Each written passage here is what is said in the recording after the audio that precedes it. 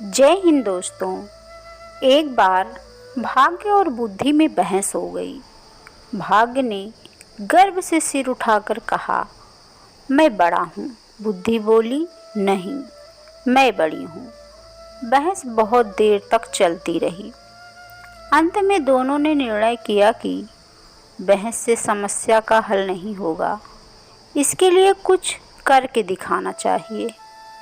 तभी उन्हें एक खेत में काम करता एक किसान दिखाई दिया। बुद्धि ने भाग्य से कहा, तुम अगर इसे राजा बना दो तो मैं हार मान लूँगा। भाग्य ने कहा, ठीक है, मैं इसे अभी राजा बनाता हूँ। भाग्य किसान के पास पहुँचा तो उसके खेत में खड़े गेहूं की बालें मोतियों से भर गई। किसान ने एक बाल तोड़कर देखी तो उसमें मोती निकले। उसने दूसरी बाल तोड़ी तो उसमें भी मोती निकले। उसने मोती कभी देखे न थे। सोचा, ये कंकड़ हैं। वह सिर पकड़कर वहीं बैठ गया और बोला, हे भगवान, यह क्या हो गया? इन कंकड़ों का क्या करूँगा मैं? साल भर की मेहनत व्यर्थ चली गई, सब बर्बाद हो गया। अब मैं क्या करूँगा? वह खेत के किनारे बैठकर अपने भाग्य को कोसने लगा। तभी उस देश का राजा अपने मंत्री के साथ उधर से गुजर रहा था। उसने किसान को रोते हुए देखा तो रुका। उसने किसान के रोने का कारण पूछा। किसान ने राजा को सब कुछ बता दिया। राजा ने खेत में घुसकर देखा तो यह देखकर आश्चर्य में पड़ गया कि उस खेत में मोती उगे हुए थे। राजा ने मंत्री को एक ओर बुलाकर कहा, क्यों ना हम अपनी राजकुमारी का विवाह इस किसान से कर दें। वह हमारी इकलौती संतान है। इस भाग्यशाली आदमी के साथ सुखी रहेगी। मंत्री ने भी राजा की हाँ में हाँ मिलाते हुए कहा, महाराज, आपका विचार एकदम उत्तम है। अब राजा किसान से बोला, सुनो, तुम यह सारी फसल काट कर राजमहल में पहुंचा दो। इसके बदले में हम तुम्हारा विवाह अपनी पुत्री से करा देंगे और बहुत सा धन भी देंगे।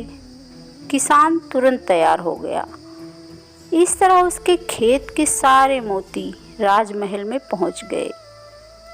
यह देखकर बुद्धि मुस्कुराई तो भाग्य बोली, देखती रहो, यह राजा बनने ही वाला है। राजा ने अपने वचन का पालन किया। उसने निश्चित दिन अपनी पुत्री का विवाह उस किसान से करा दिया। किसान बहुत प्रसन्न था। जब राजकुमारी सज संवर कर किसान के कमरे में आई तो उसके मन में विचार आया कि कहीं यह चुड़ैल तो नहीं है। उसने बचपन में सुन रखा था कि चुड़ैल सुंदर रूप धारण करके आदमियों का खून चूस लेती है और उन्हें मार डालती है। चुड़ैल के हाथ पड़ने से अच्छा है कि मैं यहाँ से भाग जाऊँ। यही सोचकर वह कमरे से निकल भागा। वहाँ से भागकर किसान एक नदी के किनारे जा बैठा। तभी राजा के सैनिकों ने उसे देख लिया। उसे पकड़कर राजा के पास ले आए। उसे देखकर राजा को क्रोध आ गया। उसने किसान को कठोर दंड देने का निश्चय किया। बुद्धि ने भाग्य से कहा, देख लिया तुमने, अब इस आदमी को सजा होने जा रही है। अब बोलो, क्या कहते हो? निराश होकर भाग्य बोला, अगर तुम इस आदमी को बचा लो तो मैं हार मान लूँगा। बुद्धि ने हंसकर कहा, तो ठीक है, अब मेरा कमाल देखो। मैं चली उसके पास। जैसे ही बुद्धि किसान के पास आई, वह बोला, राजन, आप मेरे ससुर हैं। क्या मैं आपसे कुछ पूछ सकता हूँ कि मुझे यहाँ क्यों लाया गया है? राजा बोला, तुमने मेरी पुत्री का तिरस्कार करके मेरा घोर अपमान किया है, इसका तुम्हें दंड दिया जाएगा। तब किसान बोला, राजन, जब आपकी पुत्री कमरे में आई तभी नदी की ओर से बचाओ बचाओ चिल्लाने की आवाज़ मेरे कानों में पड़ी। मैं अपने आप को रोक न सका और उस आदमी को बचाने नदी पर चला गया था। अगर यह मेरा दोष है तो आप मुझे अवश्य दंड दें। किसान की बात सुनकर राजा बहुत प्रसन्न हुआ और गले से लगा लिया। वह बोला, हमारे बाद तुम ही इस देश के राजा बनोगे।